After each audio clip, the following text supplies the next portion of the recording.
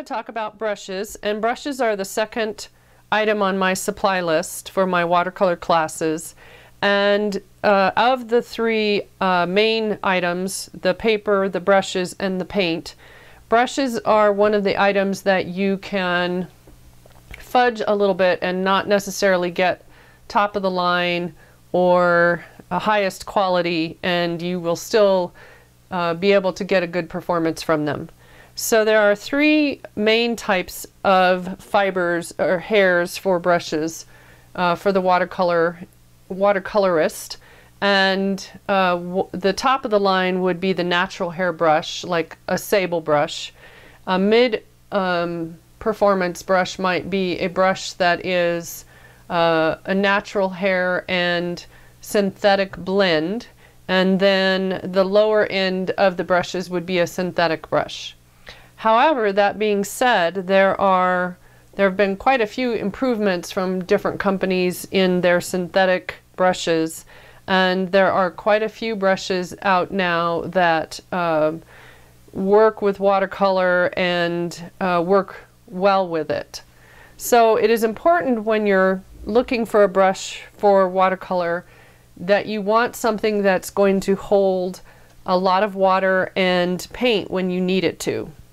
And when I am painting, I tend to use one of these brushes, and they're large, and I use this for the majority of my painting, and then once I've gotten the painting far enough along, then I might go down to one of the smaller brushes to do some detail. However, I also look for, when I am buying a big brush, I look for a brush that gets a good point, and it's that point that can make a difference for me when I am trying to paint. So this particular brush is a Cheap Joe's synthetic and natural hair blend, and it's Joe Miller Signature Series, and I believe it's a number 32. I'm not sure if it's a 32 or a 34, but whatever their biggest brush was in this brand. And this will be a more expensive brush than this brush, which is a Princeton Neptune. And this brush, this is a round brush, and this brush is called a Quill.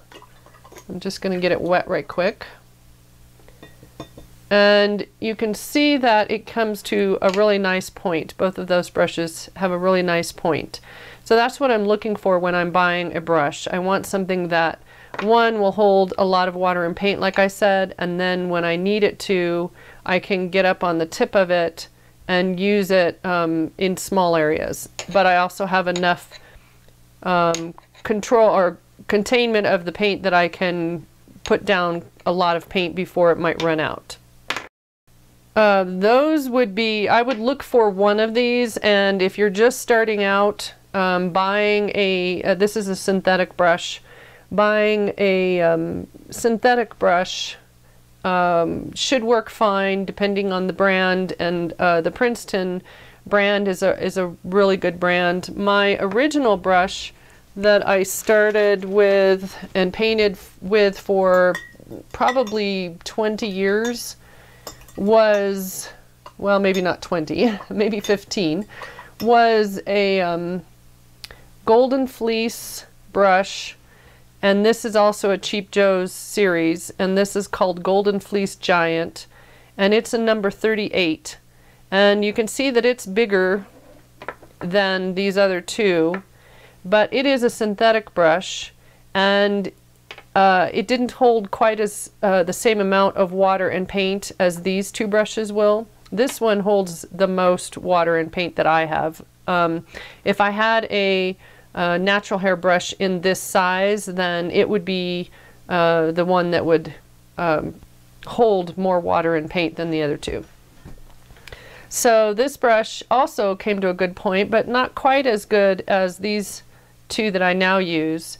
And you get used to the brush you're using, so I just learned how to deal with how much water and paint this brush would allow me to use before I had to go get more paint or water. and then I decided to look at some other brushes, and so now this one is retired. And so if I were buying brushes for my class, I would look at probably the Princeton Neptune series and the Quill brush. I have a couple other smaller ones. These, and this is maybe how it looks when you don't have it wet. They look kind of scruffy. So if I get it wet, and when you go into an art store, you can ask the employee if you're buying a brush and you want to try it out and see if it comes to a good point. They should allow you to take a brush and get it wet and try the point. Now when you first are buying a new brush, a lot of the brushes will have a coating on the fibers, and it feels like a hard coating, and so depending on what you're looking at in an art store, if you go to get it wet and it feels like it's kind of stiff, that may be because that coating is still on there, and so you need to get it wet and maybe kind of loosen it with your fingers a little bit to release that coating from the surface. And that's just a way to protect the brushes while they're in shipment and in the stores. So if I get both of these wet, and then I tend to find that if I tap it on the edge of my container that it will form a point or not, depending on the brush.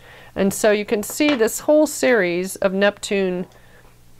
Princeton Neptune brushes, the Quills, have a larger shaft area and then come to a really nice point. But I would prefer that for my students that they go with the larger brush, because it's going to allow you to, again, hold more paint and water than the smaller brushes would. So this is a number 8 Quill, and it has the metal strapping around the top, or around the bristle area, and so that's kind of a quill type of thing that they do, and I'm not sure why the difference, but it's part of what you're looking for. I think I bought this one on Amazon, but you might be able to find them in your local art store, and then I do know that a lot of the online companies carry the Princeton series.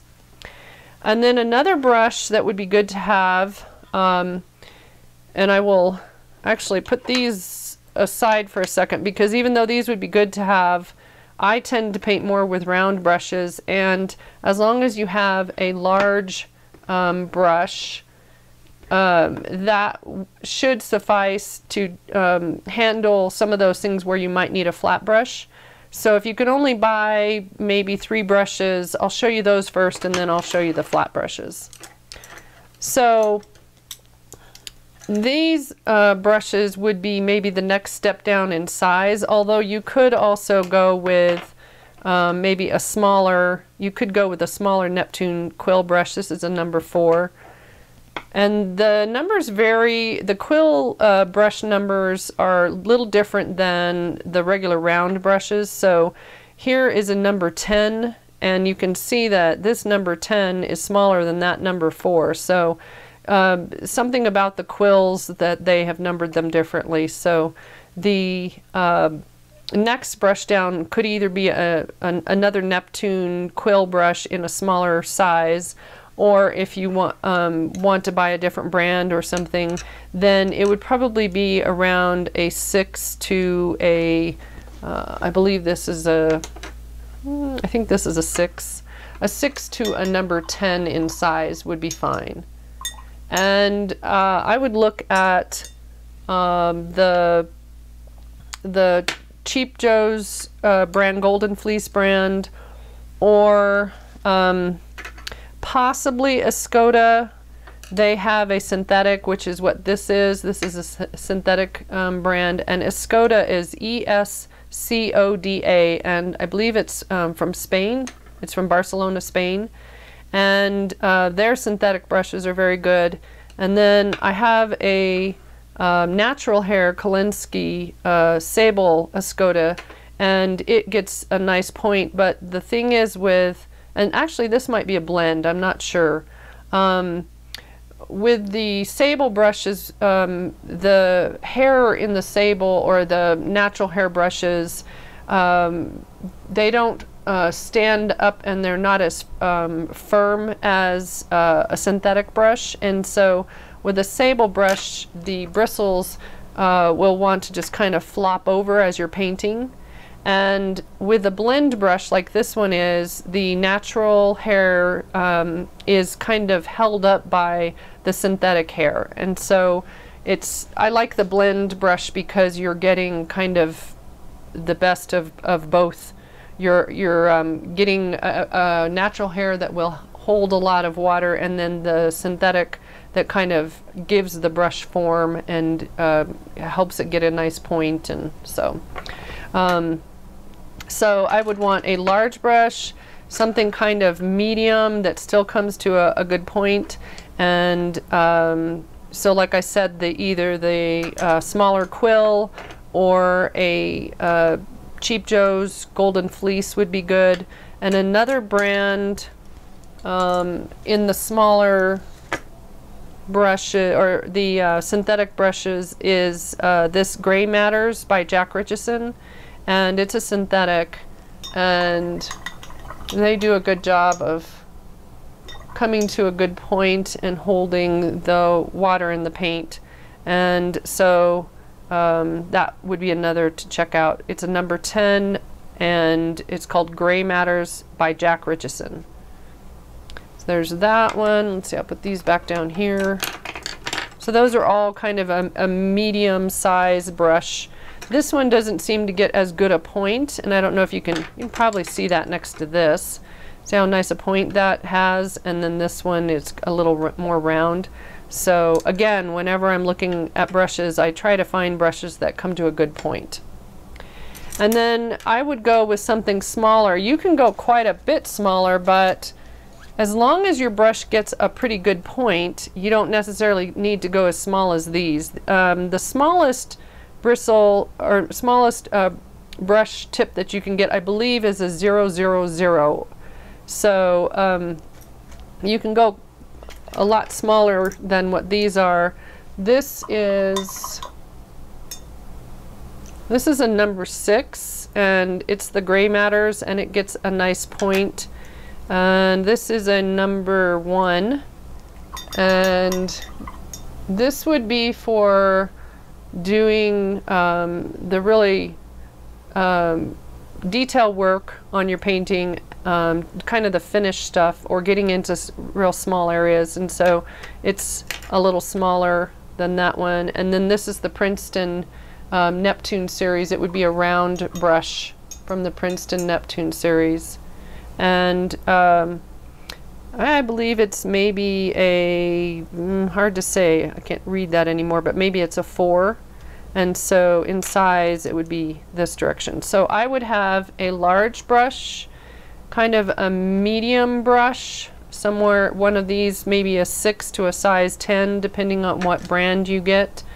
And then a smaller brush, and depending on what size you get here will maybe tell you what you might want on the small brush size. And so you might want to just get a size 1 so that you have something that you can do small tree branches or little details or things like that on a painting. So there's the round brushes. Move these over. And then if you can afford to purchase a flat brush, I have one in the Princeton Neptune series. I used to use, let me pull it out here. I used to use one that's, I think it was a Richardson flat, and I can't quite see the label on there anymore. And flat brushes go by the width of the bristles. So this one is a 2-inch flat brush, and then I have one that is, I think this is a, yeah, this is a 3-inch flat brush. And I think this one I just found on the Cheap Joe's site. It's called a Fibonacci, and I believe it's a synthetic. It says it's handmade in Germany, but I don't think I paid a lot for it, so I don't know that it's a natural hair. And Then I have the Princeton 1.5 inch. And this one is just one from a craft store. It's made in China, and it's the Master's Touch series. And it's like a I think it's Japanese or Chinese brush that's a hake or a hockey brush. I believe that's a hake. And it just has a really soft bristle there. It's pretty thick compared to some of these others that don't have as much bristle. And it holds a lot of water. And so because of how I work and when I'm wetting the paper, this one works really well for that. So I tend to have this one in my brush holder, and then a smaller one in case I need a smaller one. So if you were going to buy a fourth brush, the large, a medium, a small, and maybe a flat brush would be a good option. And then I have other brushes in my holder, but a lot of these are things that I don't use that often or that I only have for certain purposes. So a lot of these other things I'm not going to even go over today.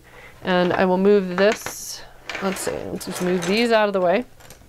And this would be another large brush option. And then for other options, these are not things you necessarily need to buy when you're first learning watercolor, but they're interesting to have. And this is a mop brush, and there are purposes for this that it's nice to have, where if you're working with your paint and you want to soften an area so that it doesn't cause a bloom, or you want to cause it to blend a little bit more, a mop brush is really handy for that. And this, I think, is a craft you can find in the craft stores or your art stores, and it's the Royal series, and this one is a 3/4 inch mop brush. And along the same lines as that, this is a makeup brush, and I just bought it in the makeup supply area of a regular store. And it's that same thing where it's got a really soft head bristle to it. It's just smaller, so that if I'm wanting to do that same kind of thing where I soften an edge or blend it into the area around it, then I can use a smaller brush to do that. Another thing that I would suggest, if you can find in the Royal series or in a brand that you buy a round brush from, either the Neptune or the Gray Matters or something like that, if you can find a flat brush that is small, this one is a number 4, and I think I have I think I have a 2. Oh, this one's a 0. So they come in different sizes. But the flat brush is very handy to lift color back off an area. So if I had some color on my paper and I decided that I wanted to take that color back off, the flat brush is just a little stiffer than a round bristle brush might be, and so this will give you just a little more to work with to lift that color back off the paper. So having a small flat brush is very handy. And put that up there. And then this is a craft brush or a fabric brush that is even stiffer than the flat brush. And you can buy scrubber brushes, which I do have a couple in my holder here, and it says it's a scrubber brush. But the problem with the scrubber brushes is the bristles on them are a lot stiffer, and they tend to tear up the paper, even on paper like Arch's watercolor paper that handles the scrubbing technique quite well. So this craft brush is not quite as stiff a bristle and works well for scrubbing. And it's Dynasty Fabric Flat, and it was just one that I happened to find at my local art store. So I'm not sure if they're available online. They probably are somewhere. But if you can find a stiffer bristle brush, not maybe a scrubber, but something that will allow you to really get in there and kind of scrub at your paper to lift color back, something like that is very handy. And I think I put this on my supply list as a possible supply that you could get. And yeah, I think the scrubber brush is on there. So anyway, we'll move that out of the way. And then a couple other things, not that I use this technique a lot, but if you have an old toothbrush or a cheap brush from a dollar store or something, those can be really handy to spritz water on your paper to make little water droplets, or you can use them for paint, to drop paint onto the paper, dip it in the paint, and then spritz it on, like give you that kind of look.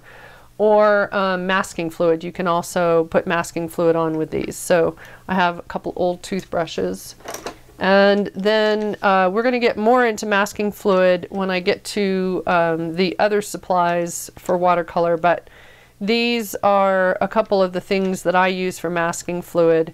And you really only need, if you're going to buy a clay shaper, one of these would probably be fine, as long as it comes to a good point or a sharp edge. And then the flatter area is good for both of these if you want to put a little wider amount of masking fluid on there. So I have, they're called, this one's a flat chisel clay shaper, and this is a size 6. Or you can get a clay shaper. This is a size 2.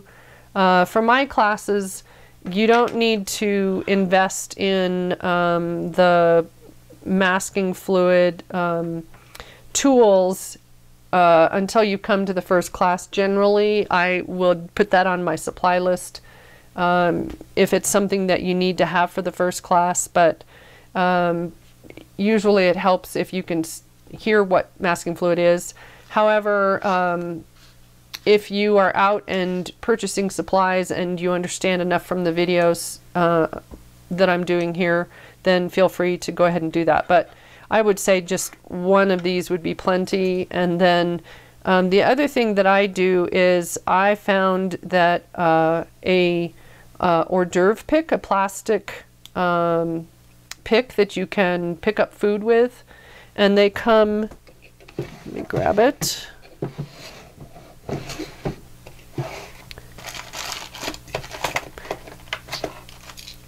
They come looking like this, and just in lots of different colors.